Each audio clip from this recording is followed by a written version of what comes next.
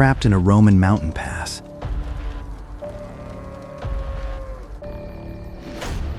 Hannibal had no road.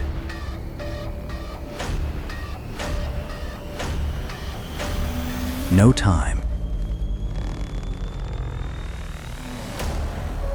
And no mercy waiting. Run! Get to the ridge! Until 2,000 terrified cattle became the strangest escape weapon in history.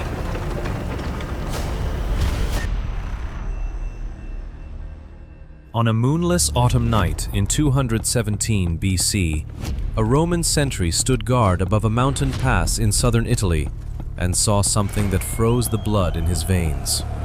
The dark hillside across the valley was coming alive with fire.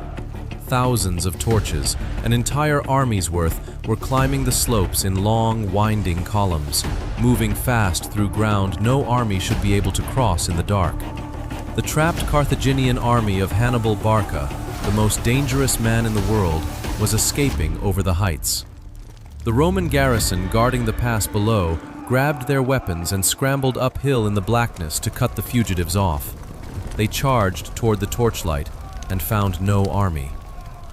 The lights were not carried by soldiers. They were tied to the horns of 2,000 oxen, half-crazed beasts stampeding through the night with bundles of burning wood blazing on their heads. And while the Romans stood baffled on a dark mountainside, fighting cattle, Hannibal's entire army, with all its plunder, walked quietly out of the trap through the pass the garrison had just abandoned. So how does the greatest general of the ancient world turn a herd of cows into a master key? To understand that night, you need to understand the year Rome was having, because 217 BC was one of the worst in its history. 2 years earlier, Hannibal had done the impossible. He had marched an army, complete with war elephants, out of Spain, through southern Gaul, and over the frozen passes of the Alps into Italy itself, losing nearly half his men to cold, starvation, and hostile tribes, and arriving with the survivors in the Po Valley like a knife appearing inside Rome's front door. The Romans sent an army to crush him at the river Trebia. Hannibal baited it into attacking across freezing water on empty stomachs and destroyed it. The next spring, a new Roman army chased him to Lake Trasimene, where Hannibal staged the largest ambush in military history, hiding his entire force in the hills along the shore road in morning fog. 15,000 Romans were killed or drowned, including the consul commanding them, in a battle that lasted less time than a long meal. In 2 encounters, Rome had lost 2 armies. Panic reached the capital itself, where, it was said, women stood at the city gates asking every passing traveler for news of their sons. The man Carthage had sent to do this was unlike anyone Rome had ever fought. Hannibal Barca was the son of Hamilcar, a Carthaginian general who had been beaten by Rome in the previous war and never forgave it.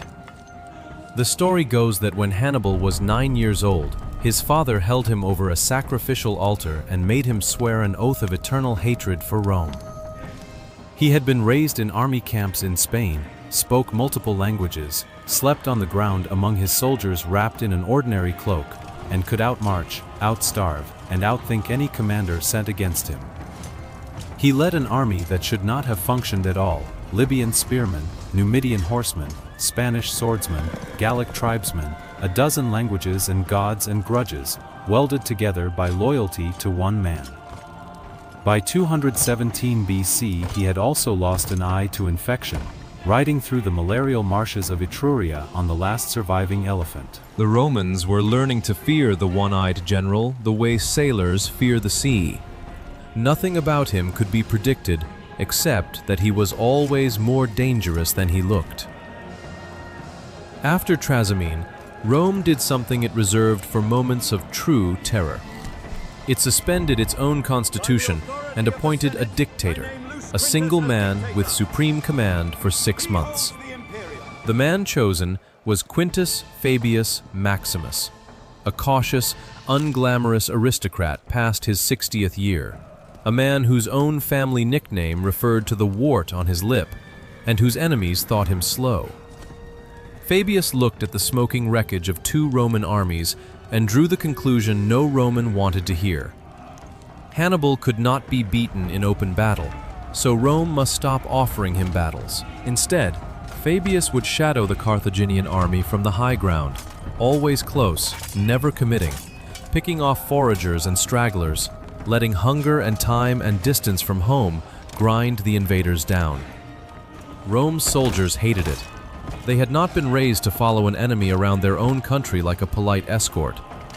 They began calling Fabius the delayer, and they did not mean it kindly. But the strategy had a cold logic. Hannibal needed victories to convince Rome's Italian allies to defect. Fabius simply refused to supply them. So, Hannibal raised the stakes.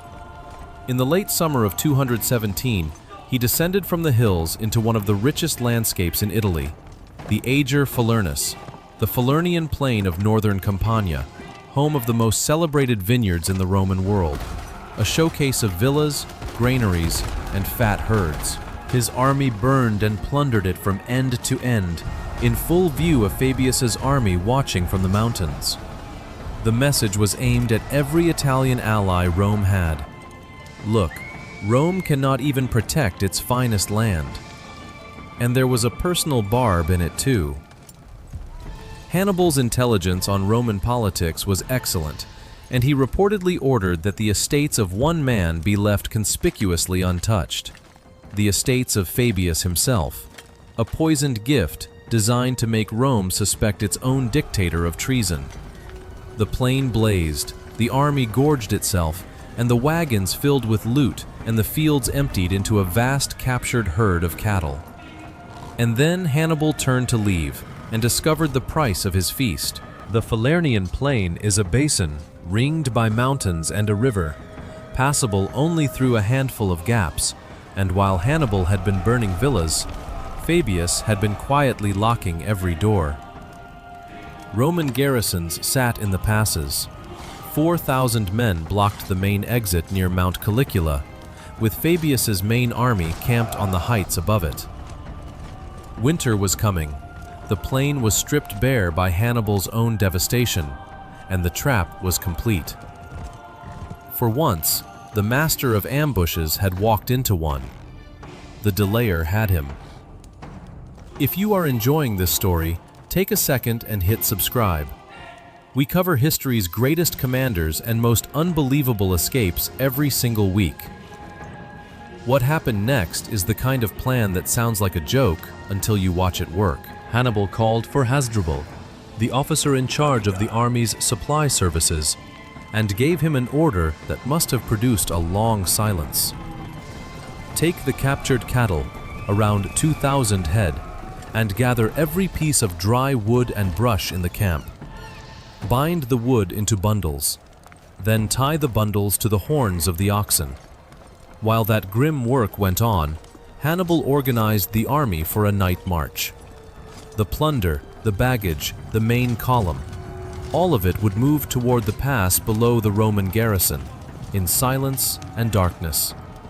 The cattle would go a different way, up the slopes of the saddle above the pass, driven by the camp's herdsmen and screened by a force of light spearmen.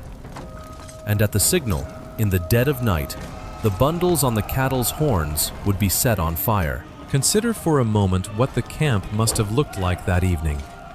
An army that had just sacked the richest plain in Italy, ordered to forego sleep and spend the night lashing kindling to the horns of 2,000 restless animals, in the dark, in silence, with a Roman army watching from the ridgeline above. No fires for cooking, no shouted orders, the entire scheme resting on herdsmen, rope, and timing.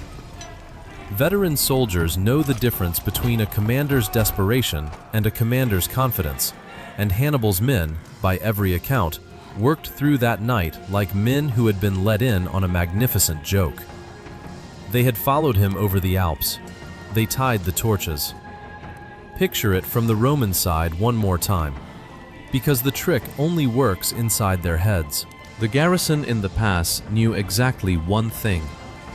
Hannibal's army was trapped in the plain below, and it would have to try the pass eventually. Then, in the blackest hours of the night, fire appears on the heights, not at the pass. Thousands of moving lights spread across the slopes, climbing. To a Roman officer, there was only one possible reading. The torches were the Carthaginian army, escaping over the high ground by night. Exactly the kind of impossible maneuver Hannibal was famous for. If the garrison stayed in the pass, it would be guarding an empty road, while the enemy slipped over the mountain.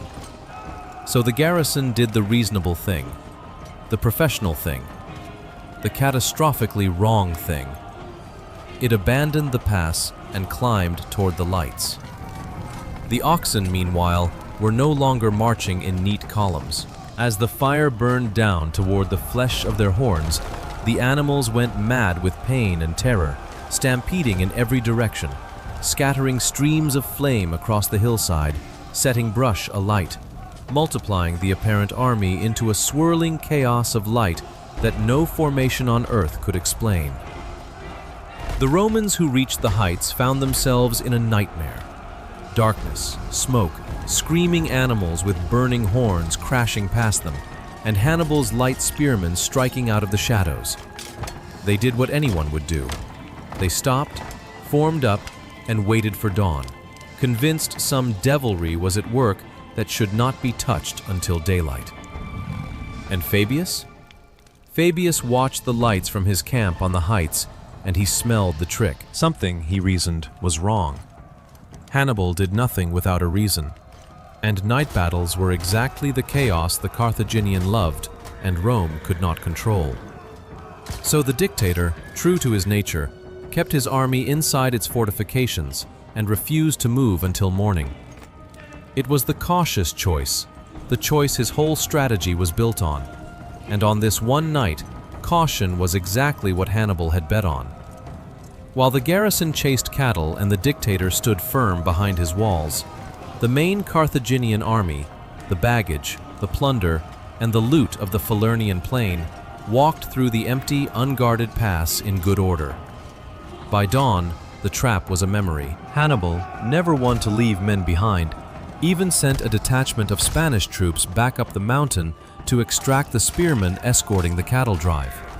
They cut their way out, by the ancient accounts killing about 1,000 Romans on the way, and rejoined the army almost untouched. The greatest trap Rome ever set for Hannibal had been opened with a herd of cows, some firewood, and a perfect understanding of how disciplined men make decisions in the dark. The fallout landed not on the man who escaped, but on the man who had built the trap. Rome erupted. The delayer had let the monster slip through his fingers. Worse, the untouched estates whispered treason.